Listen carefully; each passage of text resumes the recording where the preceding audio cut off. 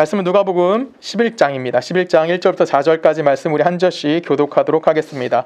누가복음 11장 1절부터 4절까지 말씀입니다. 예수께서 한 곳에서 기도하시고 마치심에 제자 중 하나가 여짜오되 주여 요한이 자기 제자들에게 기도를 가르치신 것 같이 우리에게도 가르쳐 주옵소서. 예수께서 이르시되 너희는 기도할 때에 이렇게 하라. 아버지여 이름이 거룩히 여김을 받으시오며 나라가 임하옵시며 우리에게 날마다 일용할 양식을 주시옵고 우리가 우리에게 죄 지은 모든 사람 용서하오니 우리들도 사하여 주시옵고 우리를 시험에 들게 하지 마시옵소서 하라. 아멘. 함께 기도하십니다. 사랑하는 하신 아버지 하나님 감사합니다. 하나님 우리를 사랑하시고 우리를 복되게 인도하여 주시니 너무나 감사합니다. 하나님 이제 우리가 말씀 듣습니다. 말씀 들음에 있어 우리의 귀가 열리게 하여 주시고 우리 마음이 열리게 하여 주시고 내가 또한 그 마음을 가지고 다시 한번 그리스도로서 이 땅 가운데 살아갈 수 있는 자들 되게 하실 걸 믿사오며 살아 역사하신 예수 그리스도 이름으로 감사하며 기도했습니다. 아멘. 자, 오늘 누가복음 11장 우리 함께 말씀을 보려고 합니다. 누가복음 11장의 시작은 주기도문으로 시작을 하고요. 주기도문 같은 경우는 우리가 오늘은 이제 주기도문 내용만 볼 건 아니고요. 이 뒤에 보면 여러분들이 잘 아는 간청기도라는 게 나옵니다. 이따가 같이 좀 읽어보기도 할 건데, 그래서 약 12절까지의 내용을 함께 보려고 합니다. 그리고 오늘 주기도문이 가르쳐 주신 예수님께서 이제 제자들에게 주기도문을 가르쳐 주신 이유가 등장을 해요. 그 이유가 뭐냐면 1절에 보면 뭐라고 되어 있냐면 예수님의 제자들이 예수님께 요구합니다. 세례 요한도 자기의 제자들에게 그 기도가 뭔지를 가르쳐 줬으니까 그 세례 요한의 기도를 알려주었던 것처럼 예수님 우리에게도 당신의 기도를 알려주십시오 라는 그런 요청이 있었기 때문에 이 주기도문이 예수님께서 그 제자들에게 알려주시는 내용이 바로 이 오늘 우리가 읽은 누가복음 11장의 내용입니다. 그리고 우리가 잘 알다시피 누가복음 11장에도 그 주기도문이 나오지만 또 마태복음 6장에 보면은 또한 주기도문이 나옵니다. 그리고 마태복음 6장은 누가복음 11장보다 길까요, 짧을까요? 길까요, 짧을까요? 짧을까요? 우리가 읽은 지금 누가복음은 굉장히 짧죠. 그렇죠. 내용이 다 들어있는 것 같지 않아요? 그래서 마태복음은 조금 더 깁니다. 조금 더 길어요. 정말 조금 더 길어요. 그래서 우리가 지금 외우고 있는 주기도문의 모든 내용이 들어있는 게 마태복음 기준으로 우리가 외우고 있고요. 누가복음 같은데 그 내용이 좀 짧습니다. 그래서 누가복음 같은 경우는 마태복음의 내용보다 약간 축약형으로 좀 보시면 되지만 학자들에 의하면 누가복음이 먼저 기록되어졌을 것이다 라고 이야기를 해요. 그래서 누가복음은 또 마태복음은 짧지만 그 내용에 있어서는 차이가 있을까요? 없을까요? 당연히 없어요. 우리가 예전에 주기도문 공부했던 적 다들 기억을 하시리라 믿어요. 그 주기도문의 내용을 보면 간단해요. 뭐냐면 마태에서 이야기하는 주기도문의 내용이나 그 다음에 누가복음에서 이야기하는 주기도문의 내용은 다 무슨 내용을 다루고 있냐면 하나님의 뜻이 이 땅 가운데 이루어지기를 원합니다 라는 이야기를 하고 있는 거예요. 그래서 그 내용을 다루고 있기 때문에 나중에 우리가 다시 한번 이번에 레위기가 마치고 그다음에 좀 다른 걸 같이 공부하다가 시간이 되면 다시 한번 주기도문을 좀 더 다시 한번 같이 좀 보았으면 좋겠습니다. 지금 제자들이 요청을 해서 예수님께 요청을 합니다. 그리고 예수님이 기도를 가르쳐 주시는데 하늘의 뜻이 이 땅 가운데 이루어지기를 원합니다라는 것은 우리가 기본적으로 다 아는 내용이에요. 근데 오늘 본문에 읽은 내용에 보면은 중요한 내용이 두 가지가 나오는데 어떤 내용이냐면 일용할 양식을 구하는 장면이 나오고요. 또한 어떤 게 나오냐면 용서를 위한 기도가 나온다라는 거예요. 그러면 잘 생각해 보시면 지금 예수님이 제자들에게 일용할 양식이 필요합니다에 대해서 기도하라고 하고 또한 용서받는 것을 놓고 기도하라고 했다는 것은 지금 제자들이 살고 있는 시대는 어떤 시대를 살고 있다는 얘기일까요? 그들이 일용할 양식을 구해야 하는 시대를 살고 있는 거고 또한 용서를 받거나 아니면 용서를 해줘야 하는 그런 시대를 살고 있다는 겁니다. 그런 현실 가운데 지금 이들이 살고 있다는 것을 여러분 잘 기억하셔야 되는 거예요. 그러니까 단순히 우리가 그냥 기도를 주문처럼 외우는 것이 아니라 지금 예수님께서 이렇게 이런 기도의 내용을 우리에게 알려주셨다는 얘기는 뭐냐면 결론적으로 그 기도를 해야 되는 현실 가운데 지금 우리가 뭐 하고 있다는 얘기입니까? 살고 있다는 얘기예요. 그럼 여러분들 지금 어떤 시대를 살고 있는 겁니까? 어떤 현실들을 살고 있는 거예요? 일용할 양식을 구하는 현실을 살아야 되는 거고요. 또 용서를 하든지 용서를 받아야 하는 무슨 시대? 그런 현실을 지금 살고 있다라는 겁니다. 그리고 또한 누가복음에서 강조되어지고 있는 게 있어요. 지금 우리가 계속해서 한 두 달 가까이 한 가지 주제를 가지고 지금 계속해서 설교를 듣고 있습니다. 그 주제가 뭐죠? 제로 시작하는 제자도예요. 누가복음은 특별하게 강조하고 있는 것이 무엇이냐면 제자도에 관련된 이야기를 합니다. 여러분 제자도는 쉽게 이야기하면 딱 한 자로 줄일 수 있어요. 한 자는 아니면 한 단어로 줄일 수 있어요. 그게 뭐냐면 신앙생활입니다. 결론은 내가 예수를 믿고 예수를 믿는 자로서의 삶이 어때야 되는지에 관련된 이야기가 뭐냐면 바로 제자도라고 이야기하는 거고, 오늘날로 그걸 끌고 오면 신앙생활을 내가 어떻게 해야 되지 하는 그런 고민을 하는 겁니다. 누가 같은 경우는 여러분 알다시피 이방 사람입니다. 그렇죠? 원래 유대인이 아니에요. 이방 사람이면서 초대교회 교인으로서 신앙생활을 시작했던 사람이 누구냐면 누가라는 사람입니다. 그리고 누가 같은 사람은 여러분 잘 알다시피 누구와 함께 신앙생활을 했죠? 누구랑 함께 신앙생활을 했죠? 어떤 사람이 감옥에 갇혀서 죽어가고 있는데 내 의사 한 명이 있다. 옆에 누구는 나와 함께하고 있다라고 했던 사람이 있어요. 누가는 나와 함께하고 있다. 감옥 하면 떠오르는 사람. 바울이죠. 바울의 전도여행을 같이 다녔고 바울의 그 주치의로서의 역할을 했던 사람이 누구냐면 누가라는 분입니다. 그러면 누가는 바울의 삶을 보면서 사도행전에 나오는 바울의 모든 삶을 기록했잖아요. 그럼 바울의 모든 삶을 기록했던 누가는 결론적으로 무슨 얘기를 하고 싶었던 걸까요? 바울이 어떤 식으로 신앙생활을 유지했구나, 정말 예수를 따른다는 것이 이런 삶을 살아야 하는구나와 관련된 이야기를 지금 누가는 우리들에게 계속해서 해주는 거예요. 그래서 누가복음은 제자도가 어떤 건지에 대해서 굉장히 많은 면을 할애합니다. 뿐만 아니라 사도행전 내용을 봐도 누구의 삶을 이야기하고 있죠? 초대교회의 사람들의 삶을 다 다루고 있어요. 그 얘기는 뭐냐면 초대교회 때 예수님이 떠난 그 후에 우리의 이 땅에 남겨질 우리가 과연 어떠한 삶을 살아가는 것이 예수를 따르는 사람이라고 이야기할 수 있고 예수의 제자도라고 이야기할 수 있고, 아니면 지금 우리가 계속해서 설교 시간을 통해서 이야기하는 성육신하신 예수 그리스도의 삶이 무엇이고 그 성육신하신 삶을 따라가는 것이 과연 무엇인지에 대해서, 그 성육신하는 삶을 따라간다는 것이 과연 우리에게 어떤 의미를 던져주는지에 대해서 이야기하는 것이 누가복음이 갖고 있는 핵심 중에 핵심이라는 겁니다. 그래서 우리는 역시 이 주기도문도 역시 뭐예요? 예수님의 제자들이 예수님께 요청한 거예요. 그리고 요청함을 통해서 과연 이 질문 속에서 담고 있는 의미가 무엇인지를 좀 생각을 해봐야 되는 거예요. 예수님의 제자들이 왜 기도를 가르쳐달라고 했을까요? 왜 기도가 필요하다고 했을까요? 여러분, 뭔가 기도라는 건 내가 뭐 할 때 하죠? 내가 여유로울 때 하나요? 아니요, 내가 뭔가 필요한 게 있을 때 기도하는 거예요. 그럼 예수님이랑 함께 살고 있던 제자들이 함께 3년이나 시간을 보내고 있는, 공생애라는 시간을 다니고 있는 그 예수님의 제자들이 왜 예수님에게 기도를 요청했을까요? 이유는 간단한 거예요. 내가 봤던 예수를, 내가 기대했던 뭐와 다르다고 생각하는 거예요? 메시아랑 다르다고 생각한 거예요.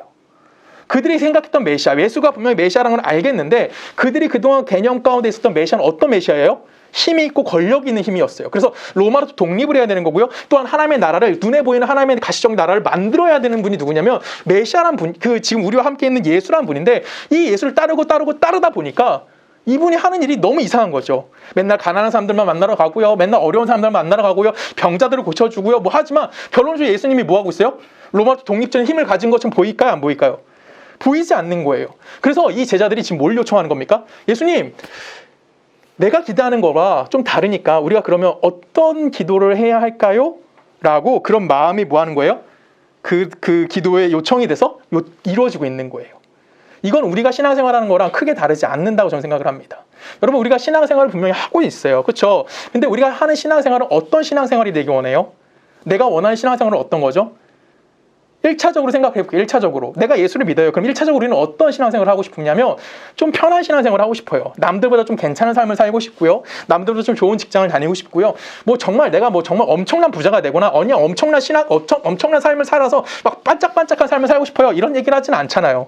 우리가 신앙생활을 하면 예수 믿었기 때문에 내가 내 주변에 있는 그 사람들보다는 조금 더 나은 삶을 살고 싶은 거고 조금 더 인정받는 삶을 살고 싶은 것 뿐이지, 내가 정말 엄청난 부자가 되고 싶습니다라고 하나님께 기도하는 사람은 없을 거라고 생각을 해요.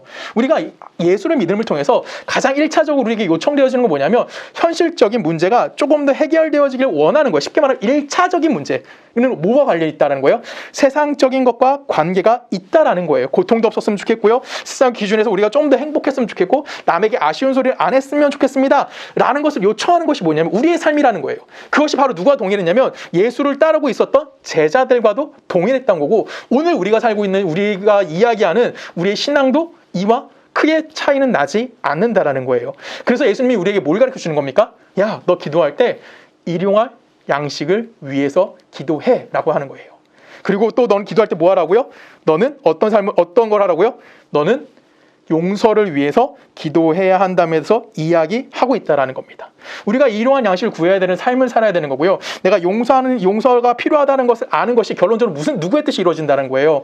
그 현장이 어떤 것을 이루어진다는 거예요? 하나님의 뜻이 이 땅 가운데 이루어지는 것이라는 것에서 이야기해 주는 거고, 그렇기 때문에 그의 뜻에 부름받은 우리들의 삶은 어떻다라는 거예요. 우리는 매일같이 뭐 하는 거예요? 일용할 양식을 구하는 삶이기 때문에 삶이 쉬운 삶입니까? 아니죠. 어려울 수밖에 없다라는 거예요. 내가 용서를 해야 되는 삶이에요. 그 삶은 편안한 삶이에요? 어려운 삶이에요? 당연히 힘든 삶이라는 거죠. 지금 너희들은 그 현장 가운데 뭐 하고 있다는 겁니까? 이미 살고 있다라고 강조되어지고 있다라는 거예요. 그래서 누가복음에서 강조하고 있는 단어가 하나가 등장해요. 그게 뭐냐면 바로 인칭대명사인데 우리라는 인칭대명사가 등장합니다. 제가 성경을 좀 읽어볼게요. 누가복음 11장 3절에 보면 우리에게 날마다 일용할 양식을 주시옵고, 마태복음 6장 11절에 보면은 오늘 우리에게 일용할 양식을 주시옵고라고 얘기합니다. 이 두 개의 단어는 다 이 두 개의 문장은 다 무슨 기도 다음에 나오냐면 하나님의 뜻이 이 땅 가운데 이루어지기를 원합니다. 하나님의 나라가 이 땅 가운데 빨리 왔으면 좋겠습니다라는 기도 다음에 처음으로 등장하는 단어들이 바로 이 단어들이에요. 무슨 단어입니까? 우리라는 단어예요. 그럼 여기서 말하는 우리는 누굴까요? 우리. 예수님 지금 누구에게 이걸 가르쳐주고 있죠? 제자들에게 알려주고 있는 기도예요. 그러면 여기서 말하는 우리는 누구를 상징할까요? 예수님을 따르는 제자들, 그 기도를 요청한 제자들이 이 우리 안에 포함되어지고 있다라는 겁니다. 그래서 이 우리라는 것은 결론적으로 뭐예요? 하나님이 누군지를 알고 있는 사람들이고, 또한 하나님이 누군지 알고 있기 때문에 누구의 뜻을 이루려고 노력하는 사람들이에요. 하나님의 뜻을 이 땅 가운데 이루려고 노력하는 사람들이라는 거예요. 그런데 잘 생각해 보면, 그러면 여기서 이 주기도면서 강조하고 있는 우리라는 개념은 누구와의 구별일까요? 예수를 믿는 자와 믿지 않는 자의 구별을 완전히 이루는 것. 쉽게 말하면 주기도문에서 이야기하고 있는 우리라는 개념은 어떤 개념이에요? 이분법적 개념인 거예요. 믿느냐 믿지 않는 자가 구분되어져 있는 거고, 우리는 믿는 자로서 어디에 해당되는 겁니까? 그 우리라는 영역 안에 포함되어 있는 자들이 바로 우리라는 거예요. 그러면 우리가 하나님의 뜻을 이루기 위해서 어디로 들어가야 된다? 이 세상 속으로 들어가야만 함에 대해서 이야기하는 것이 바로 이 우리라는 개념입니다. 근데 우리라는 개념을 이렇게만 보면 굉장히 힘들어 보여요. 우리라는 개념이 과연 갖고 있는 의미가, 성경적으로 이야기하는 우리라는 개념이 어떤 의미를 갖고 있는지 우리 요한복음 말씀을 통해 좀 살펴보기 원합니다. 요한복음 17장을 좀 가볼까요? 한 절씩 교독할게요. 아버지께서 나를 세상에 보내신 것 같이 나도 그들을 세상에 보내었고, 또 그들을 위하여 내가 나를 거룩하게 하오니 이는 그들로 진리로 거룩하게 하려 함이니라. 내가 비옵는 것은 이 사람들만 위함이 아니요 또 그들의 말로 말미암아 나를 믿는 사람들도 위함이니, 아버지여 아버지께서 내가 아버지랑 있는 것 같이 그들도 하나가 되어 우리가 이루어서 세상으로 아버지께서 나를 보내신 것을 믿게 하소서. 내게 주신 영광을 내가 그들에게 주었사오니 이는 우리가 하나가 된 것 같이 그들도 하나가 되게 하려 함이니이다. 곧 내가 그들 안에 있고 아버지께서 내 안에 계시어 그들로 온전함을 이루어 하나가 되게 하려 함은 아버지께서 나를 보내신 것과 또 나를 사랑하신 같이 그들도 사랑하신 것을 세상으로 알게 하려 함이니이다. 아멘. 그 요한복음 17장에는 우리 뭐라고 표현하냐면 이 17장 전체를 예수님이 승천하시기 전에 우리를 위해서 하나님께 기도했던 내용이라서 예수의 기도문이라는 표현을 써요. 그래서 요한복음 17장은 굉장히 길기도 하고 내용이 굉장히 좀 깊습니다. 근데 이 예수의 기도문에서 강조하고 있는 단어가 지금 보면 무슨 단어가 또 많이 강조되는 것 같아요? 이 안에 보면 우리라는 말이 굉장히 강조가 돼요. 이게 왜 여기서 나오는 그 우리는 뭘까요? 이 기도문은 간단합니다. 간단하게 한마디로 추격하면 예수님이 우리를 구원하시기 위해서 뭐 했다는 거예요? 이 땅에 오셨다는 내용을 하는 거예요. 근데 그 예수님이 어떤 얘기를 하고 있냐면 성부 하나님과 성자 예수님이 하나가 되어서 우리들 가운데 오셨다라는 개념을 갖고 있습니다. 우리 성경을 계속 좀 천천히 찾아볼까요? 21절에 보면 이렇게 표현되어 있어요. 아버지여 아버지께서 내 안에 내가 아버지 안에 있는 것 같이 라고 되어 있어요. 그들도 다 하나가 되어 어디 안에 거하는데 우리 안에 거한다는 거예요. 그럼 여기서 말하는 우리는 누구와 누구 사이라, 누구의 우리예요? 누구와 누구의 우리인 거예요? 하나님과 예수님. 그렇죠. 여기서 말하는 우리는 하나님과 예수님, 우리라는 공동체를 묶여져 있다는 얘기를 하는 거예요. 하나님과 예수님이 뭐 하고 있어요? 우리라는 건 모습을 가지고 어디를 찾아왔다는 거예요? 지금 우리가 살고 있는 우리 안으로 오셨다라는 거예요. 여기서 계속 우리가 반복되지만 제가 말하는 우리가 차이가 좀 아시겠죠? 그 하나님과 예수님은 우리라는 거로 묶여 계셔서 우리 각 사람에게 찾아오셔서 그 우리라는 영역 안에 누굴 들여놓고 싶으신 거예요? 우리 각자를 그 영역 안으로 초청해 주셔서 우리가 뭐가 되는 거예요? 하나의 또 다른 우리를 만들어 주시겠다는 거예요. 누구와 하나가 된 하나님과 예수 그리스도가 하나가 되신 것처럼 우리를 그 자리로 불러주셨다라는 거예요. 그런데 우리는 어떤 존재들이었어요? 우리에게는 죄가 하나님과 연합되기 위해서 죄의 용서가 필요한 자들이었고요. 또 우리는 이 땅을 살아가기 위해서 무엇이 필요했던 자들이에요? 하나님의 구원이 필요한 자들이었어요. 그러면 결론적으로 우리는 이 땅에 살아가기 위해서 일용할 양식을 구할 수밖에 없는 자들이라는 거죠. 왜? 내가 예수의 구원을 매일같이 구하는 그 은혜를 경험하며 살아야 되는 자들이고, 또한 내가 이미 죄를 갖고 있는 자이기 때문에 난 뭐 할 수밖에 없는 거예요? 죄의 용서함을 받은 자들이라는 거예요. 우리를 그 안에 포함시키시기 위해서 예수님과 하나님은 하나가 되셔서 뭐 하신 거예요? 우리라는 모습으로, 우리라는 이름 하에 이 땅 가운데 찾아와 주셨어요. 그리고 찾아와 주시면 끝난 것이 아니라 뭐 하시는 겁니까? 우리를 당신과 묶어 놓으셨다는 겁니다. 그래서 주기도문에서 뭘 강조하고 있어요? 일용할 양식을 구해야 된다고 이야기하는 거예요. 너희는 매일같이 누구의 은혜를 구해야 된다? 하나님의 은혜를 구하는 자들이야. 왜? 너희는 구원의 필요성이 필요한 자들이었으니까. 너희는 죄 가운데 있었던 자들이었으니까. 그래서 너희들은 또 뭐 하는 자들이 되어야 되는 거예요? 용서를 받은 자들이기 때문에 너희는 이 땅에 가서 뭐 하는 자들이 되어야 용서해야 하는 자들이 되어야 한다라고 이야기하는 겁니다. 이 개념을 여러분 잘 생각하셔야 되는 거예요. 이 우리라는 개념을 놓치면 우리는 어떻게 생각하냐면, 내가 그리스도인이기 때문에 이미 나는 어느 나라에 있는 사람이라고 생각해? 하나님 나라에 있는 사람들이고요. 예수를 믿지 않는 사람들은 저 땅끝 지옥불에 있는 사람이라고 생각하는 거예요. 나는 구름 위에서 떠가지고 저 밑에 있는 사람들에게 그냥 낚싯대 같은 거 던져주고, 야 이거 자꾸 올라와, 이런 식으로도 우리 생각할 수 있더라고요. 그들과 우리 차이점이 이미 저렇게 멀다라고 생각할 수 있는 거예요. 나는 천국이고 저들은 지옥이야. 예수 천당 불신 지옥. 이것 가운데 우리는 갇혀서 우리는 뭐 하는 거예요? 자꾸만 이들을 저 멀리 있는 자들이라고 생각하는 거죠. 근데 잘 생각해 보세요. 하나님과 예수님은 우리로 되셔가지고 뭐 하셨어요? 하늘에서 너 일로 와 라고 하셨나요? 아니에요. 우리라는 모습으로 이 땅 가운데 찾아와 주셨어요. 그리고 뭐 하셨죠? 우리 각자와 하나님과 예수를 묶으신 거예요. 그 은혜 안에 우리는 뭐 하고 있는 겁니까? 살아가고 있는 거죠. 이걸 뭐라고 표현하죠? 하나님과 우리의 연합이라고 이야기하는 거예요. 그 연합을 위해서 누가 찾아오신 겁니까? 하나님과 예수님이 우리라는 이름으로 이 땅 가운데 찾아와 들어와 주셨다라는 겁니다. 근데 우리는 여기서 놓치는 것이 너무나 많아요. 뭘 놓친 걸까요? 하나님이, 예수님이 우리에게 어떻게 찾아왔는지에 대해서 놓치고 있어요. 23절에 보면 뭐라고 되어 있습니까? 23절 하반절에 보면 나를 사랑하신 같이 그들도 사랑하신 것을 세상이 알게 하시겠다. 결론적으로 우리들에게 요구하는 건 뭐냐면, 너희들이 받은 그 사랑을 뭐하라는 거예요? 다른 사람들에게 알게 해주는 역할을 우리들에게 요청되어진다라는 거예요. 근데 우리는 내가 예수 믿는다라는 그 자부심, 그리고 예수를 믿지 않는, 하나님의 세계를 모르는, 영계의 세계에 대해서 모르는 사람들과 우리는 좀 뭐라 그러죠? 좀 무시하는 성향들이 좀 있어요. 내가 좀 가지고 있다라고 생각하는 경향들이 굉장히 많아요. 대표적인 게 뭘까요? 바로 목사들의 모임에서 그런 게 좀 있어요. 저도 요즘에는 좀 덜하긴 하지만 어떨 때 그런 생각을 좀 했었냐면, 예전에 좀 어렸을 때예요. 지금보다 조금 어렸을 때 어떤 생각을 했냐면, 제가 교회 어른들이나 아니면 교회 목사님들 몇 분을 모시고 식사하러 갑니다. 식당에 예약을 해서 식사하러 가요. 그리고 보통 이게 한정식집이나 이런 데 가면 이렇게 코스 요리로 막 나오잖아요. 그러면 여러분 아시다시피 누군가 식사를 대접하면 그 목사님이 뭐 하죠? 대표 기도를 시작합니다. 그리고 기도는 짧을까요? 길까요? 좀 길어요. 왜냐하면 밥 사준 사람들에 대해서 축복도 해줘야 되고 막 여러 가지 기도들이 나오기 때문에 좀 그래요. 좀 길어요. 근데 그 서빙하는 분이 교회를 안 다니면, 우리가 기도하고 있어요. 그 서빙하는 분들 뭐 할까요? 기다리나요? 아니에요. 그릇을 막 내려놔요. 탁탁탁 막 이럽니다. 그러면 누가 제일 화가 날까요? 아니죠. 그 옆에서 보조하고 있는 제가 제일 화가 나요. 왜냐하면 그 분위기를 지켜야 되거든, 나는. 우리의 영적인 영역이 지금 이런 일이 일어나고 있는데, 감히 너 같은 사람이, 예수를 믿지 않는 너 같은 사람이 이렇게 시끄럽게 하면 어떡해? 그럼 저는 어떻게 하면 바로 눈을 뜹니다. 그래서 저는 어떻게 할까요? 지금 하지 마시라고. 이렇게 하시라고. 그럼 그분은 얼어요. 그렇죠? 왜 그럴까요? 왜 제가 조용히 하라고 했을까요? 저의 마음속에 뭐가 있을까요? 우월감이 있는 거예요. 이 우월감은 세상적 우월감은 그런 우월감 아니에요. 그냥 내가 영적인 무언가를 갖고 있는 거고, 그런데 이 영적 세계에서 지금 우리가 이런 일을 하고 있는, 영적인 일을 하고 있는데, 감히 영적인 세계에 대해서 알지도 못하는 당신 같은 사람이 이걸 방해할 수 있어? 라고 뭐 하는 거예요? 그들을 향해서 화를 내는 거죠. 어머니 막 화를 내는 건 아니에요. 그 사람 기분 나쁘라는 얘기를 하는 건 아니지만 우리 감히 이런 기도의 시간을 니까짓 게 뭐라고 방해하고 있어. 이런 마음이 제 마음 가운데 있었다라는 거예요. 근데 이건 어딜 가든지 우리 안에 항상 있는 마음이라는 거예요. 왜 그럴까요?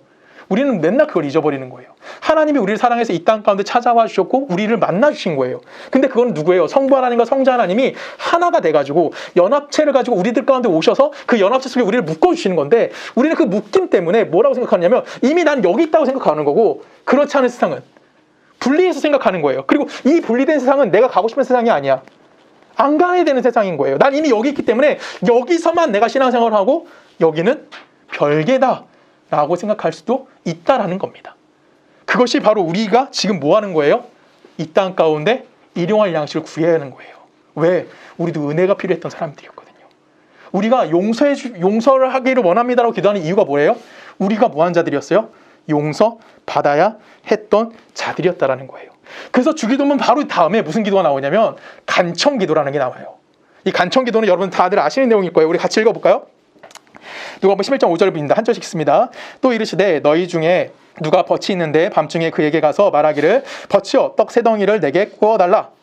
내 것이 여호와에게 왔으나 내가 먹을 것이 없노라 하며 그가 안에서 대답하여 이르되 나를 괴롭게 하지 말라. 문이 이미 닫혔고 아이들이 나와 함께 침실에 누웠으니 일어나 내가 줄 수 없노라 하겠느냐.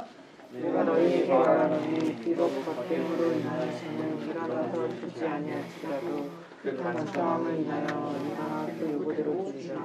아멘. 지금 이 내용에 보면은 이 내용은 솔직히 신학적으로 굉장히 여러 가지 분류로 해석이 돼요. 근데 우리가 그냥 간단하게 그냥 보이는 걸로만 좀 얘기를 할게요. 오늘 여기서 말하는 중요한 메시지가 하나 있습니다. 그것은 무엇이냐면 간단해. 이 이야기의 배경은 간단합니다. 쉽게 말하면 어떤 두 형제가 살았던 거, 친구가 살고 있었어요. 한 마을에 한 친구가 살고 있었는데 한 친구네 집에 밤늦게 손님이 오신 거예요. 근데 손님이 왔는데 이 집에 그 손님에게 대접할 식사가 있었어 없었어요? 없는 거죠. 그래서 너무나 다급한 마음으로 옆에 살고 있는 친구한테 간 겁니다. 친구한테 가서 야, 나 지금 떡 몇 덩이? 세 덩이만 줘 라고 얘기했어요. 그럼 지금 우리나라 말로 이야기 바꾸면 뭐 달라는 거예요? 밥? 세 공기만 좀 줘. 이 얘기를 하는 거예요. 세 그릇만 내게 좀 줘 라고 이야기하는 거예요. 그랬더니 7절에 친구가 뭐라고 대답합니까? 7절에 보면 친구가 뭐라고 대답해요? 내가 나를 괴롭게 하지 말라. 문이 이미 닫혔고 아이들이 나와 함께 침실에 누웠으니 난 너에게 줄 거 없어. 쉽게 말하면 뭐 하는 거예요? 오늘날로 이야기하면 야, 나 지금 누웠어. 나 잘 거야. 나 좀 귀찮게 좀 하지 마. 이 얘기하는 거예요. 그렇죠? 그런데 여기서 어떤 얘기가 나와요? 이 친구가 끊임없이 욕을 합니다. 그래서 이 친구가 왜 그 사람의 떡을 내주죠? 떡을 내주는 이유는 뭐예요? 8절에 보면은 벗됨으로 인하여 일어나는 것이 아니라 간청함으로 인하여 내가 일어난다라는 거예요. 쉽게 말하면 이 떡을 달라고 요청했던 사람들이 잘 생각해 보세요. 자, 예를 들어 볼게요. 하은아. 네. 내가 하은이한테 밤에 가가지고 네. 초인종을 눌러요. 띵동 띵동 띵동 띵동 띵동. 그거는 어떤 것 같아요? 네가 밤에 누워있다가 생각하다가 조성원이 와가지고 밥을 달라 그래. 야, 밥 생고기만 자꾸 빌려줘 막 이래. 어떤 느낌이에요? 무례해요. 무례하죠. 이 얘기예요. 지금 이 기도는, 이 간청 기도는 우리가 하나님 앞에 그렇게 간절하게 기도해야죠 이런 얘기를 하는 것도 맞지만 더 중요한 건 뭐냐면 지금 여러분들의 현실이 이런 무례함 속에 와 있다라는 거예요. 지금 우리가 이런 생떼 쓰는데 와서 그런 현장에서 뭐 하고 있는 거예요? 우리가 보냄을 받았다라는 거예요. 여러분이 살아가야 되는 현장이 어떤 곳이에요? 여유롭고 풍요롭고 안전한 곳이 아니라 여러분들에게 이렇게 생떼 쓰는 사람들, 이런 사람들이 있는 곳으로 누가 보냄받은 거예요? 예수와 하나가 된, 하나님과 연합된 우리가 그 안으로 보내졌다고 우리들에게 이야기하는 거예요. 여기서 친구가 왜 음식을 내어줍니까? 친해서 내어주는 게 아니에요. 내가 자고 싶어서. 생떼를 쓰기 때문에 그 생떼를 쓸 수 때문에 어쩔 수 없이 도저히 내가 있을 수 없기 때문에 이거를 내어주는 현장으로 간다는 거예요.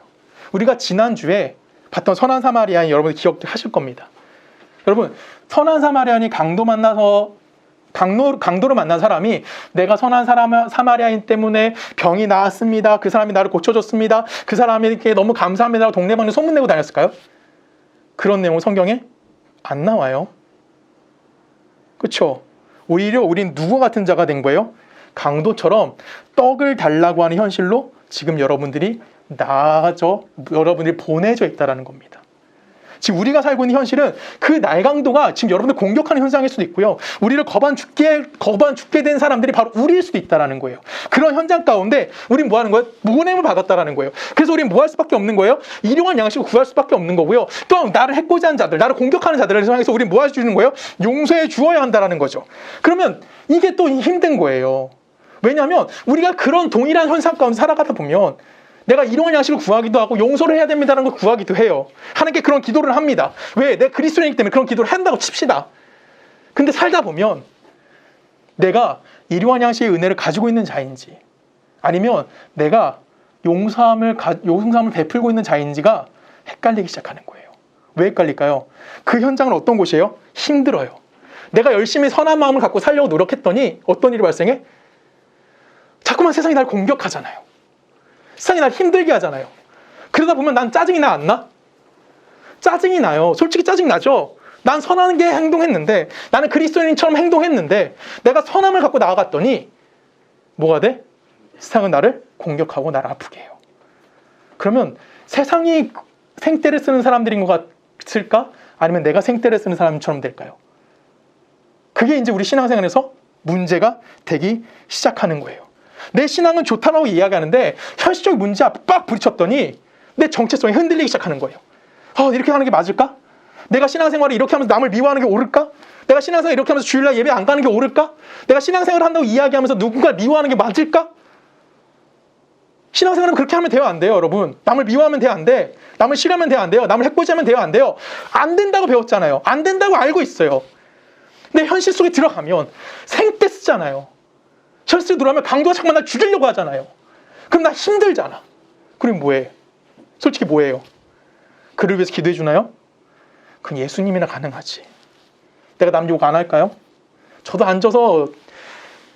친구들이랑 앉아서 술은 안 먹지만 앉아서 맨날 수다 떨다 보면 맨날 남 욕해요. 목사들 똑같다라는 거예요. 그럼 우리는 잘하고 있는 거야, 못하고 있는 거야? 내가 현실 속에서 그렇게 살아가는 게 여러분 어떤 것 같아요? 우리가 잘하고 있는 걸까요? 여러분 신앙생활 잘하고 있는 것 같아요? 내가 예수 믿는 사람으로서 누군가를 비판하고 누군가를 정죄해요. 내가 그들을 향해서 보냄받은 자인데 그들을 위로하고 그들과 함께하기 위해서 보냄받은 자인데 오히려 내가 그들 속에 들어가서 뭐 하고 있는 거야? 그들과 똑같은 삶을 살고 있는 거죠. 그럼 나는 어떤 사람인 것 같아요? 예수 믿는 사람인가요? 이런 정체성의 혼란이 끊임없이 우리들 가운데 찾아오는 거예요. 우리는 간단하게 생각하면 참 편합니다. 예수 믿고 복 받습니다. 이런 설교하면 편할까요? 안 편할까요? 편해요. 여러분 예수 믿고 복 받으세요. 설교 듣는 게 편해요? 아니면 예수 믿으면 겁나 힘들어요. 이런 설교 듣는 게 편해요? 그렇죠. 예수 믿고 복 받으세요. 이런 얘기하면 참 편해요. 저도 지난주 같은 설교 쉽게 하면 참 좋아요. 여러분 선한 사마리아는 좀 선을 행하십시오. 그러면 하나님이 여러분에게 복 주실 겁니다. 이런 설교하면 편할까 안 편할까요? 그런데 우리가 그게 아니라는 건 알잖아요.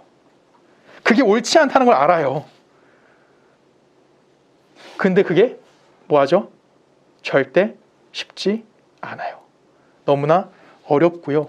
그래서 내가 살아가다 보면 정신이 하나도 없는 거예요. 누가 날강도인지, 누가 생떼 쓰는 사람인지 그들과 함께 섞여 살아가다 보니까 내 스스로의 정체성이 완전히 상실되는 거죠. 근데 이게 뭔지 아십니까? 이게 성경이 이야기하는 성육신이라는 거예요. 그래서 하나님의 일은 신비롭다라고 이야기할 수 있는 겁니다. 성육신의 신비가 이 안에 담겨져 있다라는 겁니다. 왜 그럴까요? 하나님은 우리가 하나님 믿고 그냥 예수 천당 끝나기를 원하시는 분이 아니시라는 거예요. 하나님 우리에게 어떻게 대해주셨죠? 아까 읽었던 23절에 보면 뭐라고 되어 있어요?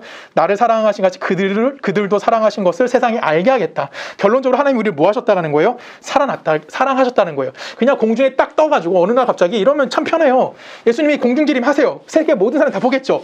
야, 나 믿어. 그럼 천국 갈 거야. 안 믿는 사람 있을까? 안 믿는 사람 있을까요? 안 믿는 사람 있긴 하겠지. 근데 웬만한 사람들은 다 믿을 거 아니에요. 나 같아도 믿을 것 같아. 내가 예수 안 믿는 사람이라도 갑자기 예수라는 사람이 궁중에 떡 떠는데 사진도 찍히고 다 찍혀. UFO처럼 다 찍히는 거예요. 그리고 막 말을 하는데 다 들려. 안 믿을까? 믿지. 그렇죠. 여러분 저는 보진 않아도 지옥이라는 드라마인가요? 넷플릭스 보면 처음에 그 관중으로 처음에 박정자인가요? 처음에 시연하는 장면 보면 다들 안 봐서 모르는군요. 저도 유튜브로만 봐서 잘 모르겠어요. 그쵸. 시원한 장면 보면 그 마스크 쓰고 온 사람들이 뭐예요? 그 여자 그 시연 되자마자 뭐예요? 다 절하잖아. 믿는다고.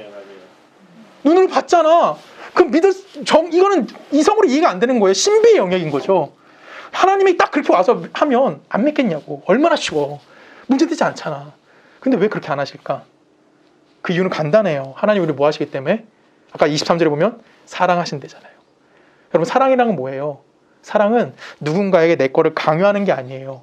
그 사람의 인간성, 그 사람의 모든 성격을 뭐 하는 거예요? 인간으로서 존중해 주는 것. 그게 뭡니까? 그게 사랑이다라는 거예요. 그래서 주기도문의 핵심은 창조주 하나님이 뭐 하시는 겁니까? 모든 방법과 모든 과정을 통해서 우리에게 뭐 하시는 거예요? 당신이 어떠한 분인지 보여주시는 겁니다. 그리고 보여주심을 통해서 우리에게 그거를 강조하시는 분이세요? 강요하시는 분일까요? 야, 너 나 믿어야 돼! 이렇게 강요하시는 분일까요? 아니라는 거예요. 우리를 어떠한 강요도 없이 나를 찾아오신 그분이 뭐 하시는 겁니까? 나를 인격적으로 대해 주시는 거예요. 근데 강요도 안 하시지만 하나님 또 뭐도 안 하십니까? 타협도 안 하시고요. 또한 우리를 향해서 포기도 아니하시는 분이 누구라는 거예요. 그분이 하나님에 대해서 우리에게 알게 하시는 거예요.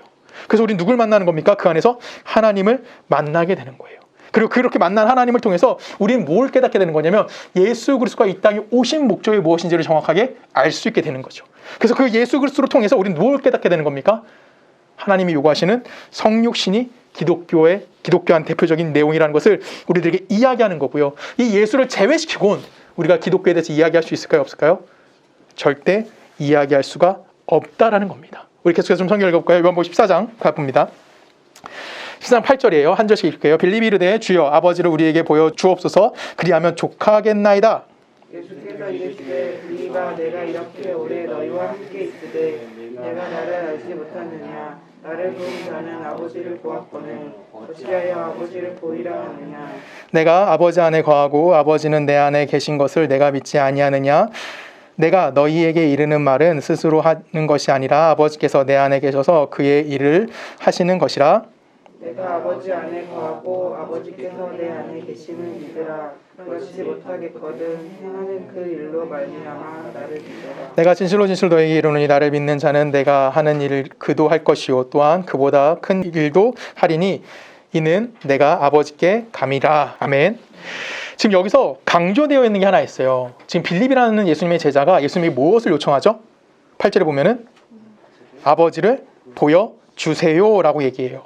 지금 예수님이랑 같이 공생애를 살고 있는 빌립이 예수님에게 뭘 요청하는 거냐면 하나님을 좀 보여주세요로 요청하는 거예요. 왜 그럴까요? 예수님을 같이 살다 보니까 예수님이 누구 같지 않은 거야? 메시아 같지 않은 거예요. 그러니까 예수님을 통해서 증명되어지는 하나님이 어떤 걸까? 실망스러운 거예요. 그래서 내가 기도하고 있는 하나님이 좀 보여주세요. 번쩍번쩍한 것 가운데 나타나는 하나님이었으면 좋겠고 영광과 위엄을 가지고 권력을 가지고 이 땅 가운데 등장하는 하나님이었으면 좋겠는데 이놈의 예수님은 어떤 분이에요? 평범해도 너무 평범하죠. 그렇죠? 예수님은 누구의 아들이에요? 목수의 아들이에요. 목수의 아들은 부자예요, 가난해요? 이 당시로 보면 엄청 가난한 계급이에요. 엄청나게 가난하게 태어나셨고요. 그 다음에 예수님의 형편을 봤더니 자신들보다 나은 것이 있어 없어.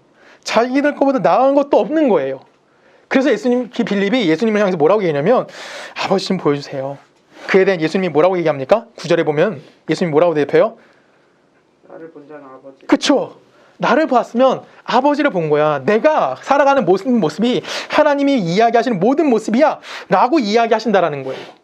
여기서 하나 또 간구되는 단어가 하나 나옵니다. 뭐냐면 그 바로 위에 나오는 단어예요. 예수께서 이르시되 빌립아 내가 어떻게? 이렇게 오래 너희와 함께 있었다라는 거예요. 여기서 이렇게 오래라는 이 헬라어가 뭐라고 쓰냐면 토스트 크로노라고 씁니다. 이거 직역해서 번역하면은 내가 너희와 계속해서 함께 있었으므로 라는 뜻이에요. 이 토스트 크로노가 무슨 뜻일까요? 예수님 뭐 하셨다는 거예요? 이 땅에 태어나셔서 어느 한순간 짠 나타나신 것이 아니에요. 예수님은 태어나셔서 뭐 하시는 겁니까? 토스트 크로노의 시간을 살아오신 거예요. 33년 동안. 이렇게 오랜 시간 내가 너희와 항상 함께 있는 이 시간을 갖췄다라는 겁니다. 이 시간을 사심을 통해서 우리에게 뭐 하셨던 거예요? 우리에게 하나님이 누구신지를 보여주고 있는 거예요. 이것은 우리는 당연히 이야기하는 뭐라고 얘기하는 겁니까? 예수의 성육신이라고 얘기하는 거고 이것이 은혜이다라고 이야기하고 있다는 거예요.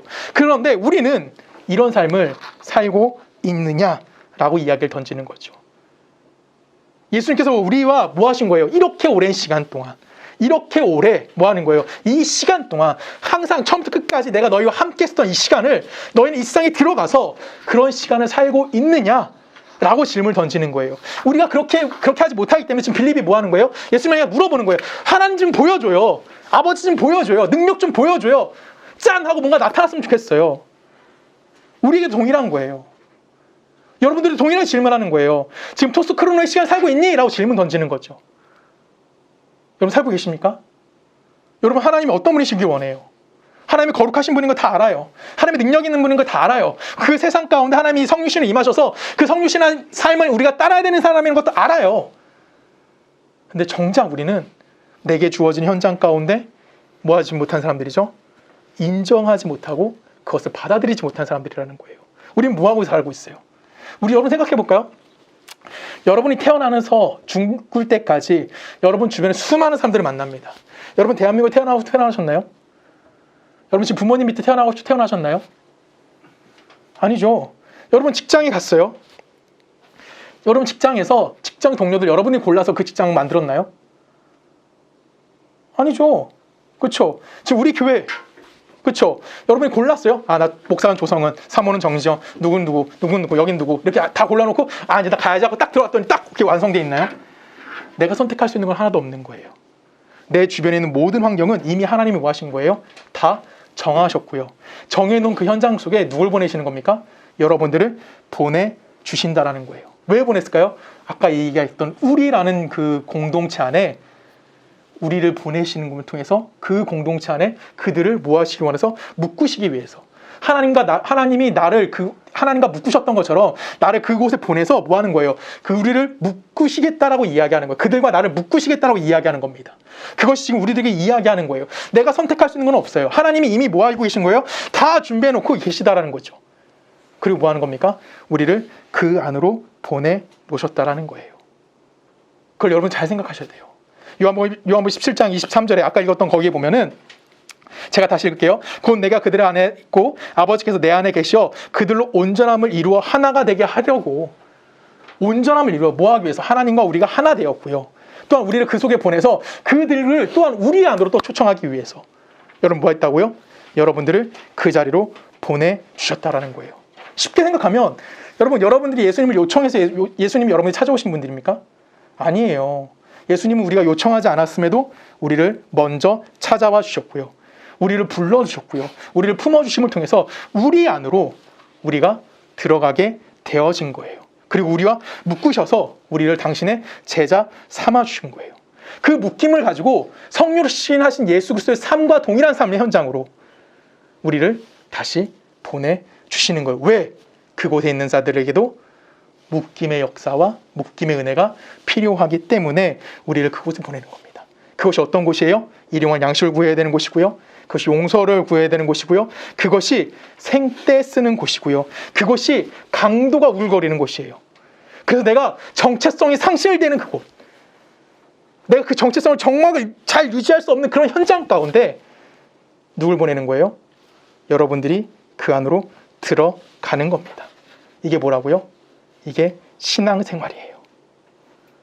신앙생활을 뭔가 구분져가지고 난 여기서 뭔가 대단한 일을 하고 뭔가 은혜로운 일을 하는 게 아니라 내가 그리스도의 정체성을 상실할 것 같은 그런 생때 쓰는 자리로 여러분들이 들어가는 거예요. 누가복음의 그 주기도문의 끝은 우리를 시험에 들게 하지 마십시오라고 끝납니다. 근데 마태복음은 어떻게 끝날까요? 마태복음 6장 13절에 보면 이렇게 끝납니다. 우리를 시험에 들게 하지 마시옵고 다만 악에서 구하시옵소서. 그리고 가로가 나와요. 가로는 뭐라고 되어 있습니까? 나라와 권세 영광이 아버지께 영원히 있사옵나이다. 아멘 하고 끝나버립니다. 지금 뭘 하대요? 다만 악에서 구해달라는 거예요. 악에서 구해달라는 말이 뭐예요? 악에서 구해달라는 말이 하나님 나 이런 어려움 가운데 있다라는 거예요. 이런 생태성 가운데 내 정체성 혼란이 있다라는 거예요. 나 항상 실수할 것 같고요. 항상 넘어질 것 같고요. 같아요가 아니죠. 나는 항상 실수하고요. 난 항상 넘어지고요. 항상 실패하고요. 그런 현장 속에 내가 있기 때문에 하나님, 내가 여기서 죽을 수 없잖아요. 하나님 날 포기하지 않고 결론적으로 예수 그리스도를 통해서 우리에게 최후 승리를 주시다는 거 난 알아요 라고 얘기하는 거예요. 근데 나 지금 뭐 하겠다고? 죽었다고. 나 힘들다고. 나 맨날 실패한다고. 맨날 넘어진다고. 맨날 남 해코지하고 맨날 남 욕하고 맨날 누군가 훔치고 누군가를 무시하고 사람의 인격성 다 필요 없고 그것 가운데 나도 어쩔 수 없이 살아가고 있다고요. 그래서 뭐 해달라고? 악에서 구해주십시오. 나 좀 그렇게 살 수 있게. 하나님의 은혜가 필요합니다. 내가 세상 속에 들어가서 정말 엄청 힘들어요. 나 진짜 진흙탕 속에서 개들이 싸우는 것 같은 그런 모습 가운데 살고 있어요. 나 좀 도와주세요. 근데 결론은 어떻게 끝난다고요? 어떻게 끝난다고요? 결론은 나라와 권세 영광이 누구 거다? 아버지의 것입니다. 라고 끝나는 거예요. 우리의 삶이 그렇다는 건 다들 안다라는 거죠. 근데 나 뭐 하고 있어요? 그런 악함 가운데 들어가 살고 있는 거예요. 넘어질 수밖에 없는 현장 가운데 있는 겁니다. 예수님도 그러셨을까요? 안 그러셨을까요? 예수님도 그러셨어요. 우리 성경 읽어볼까요? 마태복음 26장입니다. 39절에 보면 조금 나아가 얼굴에 땅에 대시고 엎드려 기도하여 이르시되 내 아버지여 만일 할만하시거든 이 잔을 내게서 지나가게 하옵소서. 그러나 나의 원대로 마시옵고 아버지의 원대로 하옵소서 하시고. 예수님 지금 뭐라고 기도하고 있어요? 하나님, 나 못하겠어요. 나 이거 못할 것 같아요. 이 말 하는 거예요. 우리랑 똑같지 않아요? 지금 예수님이 하나님 앞에 뭐라고 하냐면 나 이거 진짜 못할 것 같아요. 와, 이건 아닌 것 같아요. 지금 그 말하는 거예요. 근데 여러분 아시죠? 그 길이 누가 가야 되는 길입니까? 예수가 가야 됐던 길이에요. 그리고 갔어요. 결론 예수님 십자가 죽었지만 그것이 부활이라는 승리로 우리들에게 주어졌다는 것은 알고 있다는 거죠. 지난주에 우리가 한국 최초의 그 국가대표 축구팀 얘기를 잠깐 했었어요. 첫 번째 경기가 헝가리랑 경기에서 몇 대 0으로 졌냐면 9대 0으로 집니다. 9대 0으로 지고 있던 그 90분이나 시간 동안 대한민국 국가대표 선수들은 무슨 생각하면 뛰었을까요? 9대 0으로 지고 있는데 그만 뛸까? 하고 경장을 떠났나요? 떠났을까요? 축구 선수가 떠날 수 있나요? 아니에요. 90분이나 시간 동안은 저도 어쩔 수 없이 뛰어다녀야 되는 거예요.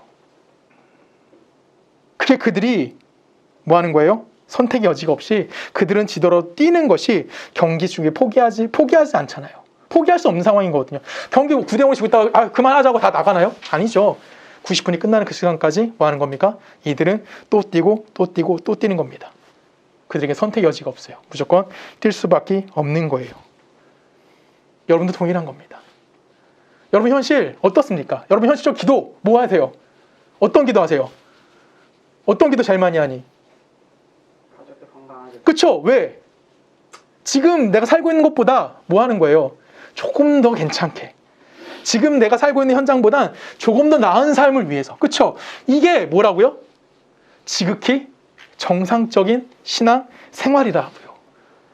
우리는 이런 사람들 되게 간증 같은 거 들어보면서 되게 마음의 은혜를 많이 받아요. 그러면서 이런 생각을 하죠. 나도 아프리카 가서 선교사 해야 되나? 나도 뭐 어디 콩고 가서 통가 가서 도와줘야 되나? 내가 가서 정말 빗자루질이라도 해야 되나? 아니면 뭐 저처럼 멕시코라도 갔다 와야 되나요? 이거는 특별한 소명이 있는 자들이 하는 기도죠. 그냥 일반적인 우리들은 그냥 지금 하고 있는 기도예요. 오늘 내가 어떻게 살아가야 할까? 오늘 내가 어떤 삶을 살아야지 조금 더 잘 살 수 있을까? 근데 이 길이 무슨 기도라고요? 이 길이 어떤 길이에요? 하나님의 승리가 있는 위대한 길이라는 거예요. 그런 고민하는 것이 9대 0으로 지고 있지만 포기하지 않고요. 끝까지 경기에 뛰는 것 같은 그런 위대함이 우리들 안에도 있다라는 거예요. 어디까지? 할 수 있는 데까지. 참고 또 참고 또 참아내면서 그 자리가 위대한 자리가 된다는 것을 여러분들이 기억하셔야 되는 겁니다. 이것이 우리 모든 그리스도인들의 무엇입니까? 제자도인 거예요. 그것이 신앙 생활인 겁니다. 예수님이 그 길을 가셨고요. 예수를 믿는다고 하는 우리 모두가 그 길로 부름을 받은 자들이에요. 예수님께서 친히 우리들에게 기도로 가르쳐 주셨어요. 그 기도는 뭡니까? 제자단 길은 이런 것이고 성도에 대한 길은 이런 것이다. 이 길은 위대한 길이고 이 길은 기적의 길이다라는 것을 우리들에게 보여주시는 겁니다. 그것이 마태복음 5장을 보면, 로마서 5장을 보면 우리가 이 부분을 읽으면 이해할 수 있는 거죠. 우리 같이 읽어볼까요? 한 절 읽겠습니다. 그러므로 우리가 믿음으로 의롭다 하심을 받았으니 우리 주 예수 그리스도로 말미암아 하나님과 화평을 누리자. 또한 그로 말미암아 우리가 믿음으로 서 있는 이 은혜에 들어갔으며 하나님의 영광을 바라고 즐거워하는. 자, 여기까지만 읽을게요. 자, 여러분 예수 믿으셨습니까? 여러분 구원 받으셨습니까? 그렇죠. 우리 하나님 나라를 소망하는 거고요. 우리의 결론은 어디에 있다라는 거예요? 하나님의 영광을 바라보고 즐거워하는 것이 우리의 결말이라는 거예요. 근데 그 결말이 어떻게 이루어집니까? 3절에 이렇게 얘기합니다. 제가 읽습니다. 다만 이뿐 아니라, 그러니까 영광을 바라보는 그것뿐만 아니라 우리에게 뭐가 있다라는 거예요? 우리가 환난 중에도 즐거워하나니 이는 환난은 인내를, 인내는 연단을, 연단은 소망을 이루는 줄 알미로다 라고 얘기합니다. 여러분, 모든 과정 마치고 뭐가 있다고요? 환난이 있고요, 인내가 있고요, 연단의 현실이 있다라는 겁니다. 그리고 그것이 뭘 이룬대요? 하나님 나라에 대한 소망을 이룬다라는 거예요. 하나님의 영광을 이루는 거고요. 예수 그리스도가 죽음을 통해서 부활을 열어놓으셨던 것처럼 우리에게도 그 길을 보여주신다는 겁니다. 죽음의 한복판에서 열어놓은 하나님의 구원의 방문, 그 예수 그리스도의 길을 따라가는 것이 누구의 길인 거예요? 바로 우리 모두의 길인 거고, 우린 여기서 벗어날 수 있을까요? 없을까요? 벗어날 수 없다라는 겁니다. 이것이 바로 성도의 뭐예요? 본분이라는 거예요. 우리는 여기서 내가 책임져야 할 일을 책임지면서 살아가는 거예요. 그것이 우리 성도가 살아가고 있는 모든 현실이라는 것을 여러분들이 기억해 주셨으면 좋겠습니다. 우리는 막막한 현실을 살아갑니다. 우리는 누군가를 통해서 고통받았고요. 누군가를 통해서 숨막힐 정도로 어려운 현실 속에 살아갑니다. 도망가고 싶은 현실일 수도 있습니다. 근데 우리는 어디 안에 있습니까? 예수 그리스도 안에서 하나님이 이루신 그 기적의 길이라는 것을, 그 현실이 여러분들에게 주어졌다는 것을 여러분이 아셨으면 좋겠습니다. 여러분 주변에서 여러분을 공격하고요, 여러분들 힘들게 할 겁니다. 그리고 우리는 그곳에서 내가 정말 혼돈 속에 살아갈 거예요. 정신없이 살아갈 겁니다. 내 정체성에 대해서 고민하며 살아갈 거예요. 근데 그 고민하는 현장이 바로 예수님이 우리를 불러주신 곳이고요. 예수와 하나님이 하나가 되어 우리라는 개념으로 우리를 찾아와셨던 것처럼 지금 여러분들은 또 다른 우리를 위해서 그곳으로 보냄받은 자리라는 것을 여러분이 기억하셨으면 좋겠습니다. 그리고 거기가 바로 여러분의 믿음의 승리가 이루어지는 하나님의 기적의 자리라는 것을 꼭 기억할 수 있는 여러분의 삶이 되기를 주님의 이름으로 부탁드립니다. 우리 함께 기도하십니다. 사랑의 은혜하신 아버지 하나님, 감사합니다. 일용할 양식이 필요한 자리, 용서가 필요한 자리, 생떼씀에 놓여있는 그 자리에 우리를 보내주셨고, 우리가 그 자리에서 성도의 정체성 가운데 혼돈스럽지만 그 자리가 끝날 때까지 참고 또 참아 그 길을 끝에 나아가 하나님의 나라를 소망할 수 있게 있는 자들이라는 것을 오늘 우리는 말씀을 통해 다시 한번 깨닫습니다. 하나님, 오늘 나에게 주어진 현실이 바로 그 성육신의 삶의 현장이라는 걸 잊지 않게 하시고, 그 성육신의 삶 가운데 예수를 따라갈 수 있는 제자도의 모습을 드러낼 수 있는 우리 모두의 삶이 되게 하실 것을 믿습니다. 이제는 우리 주 예수 그리스도의 은혜와 성부 하나님의 사랑과 성령님의 내주되심이 제자도의 길을 위해서 예수를 따라가며 예수가 따라간 그 길 가운데 고통스럽지만 어렵지만 참고 인내하며 그 길을 완주하고자 소망하는 우리 모든 초동네교회 성도님들과 그들의 가정과 그들의 직장과 그들이 살고 있는 모든 나라 가운데 지금부터 영원히 함께 하시기를 간절히 축원하옵나이다.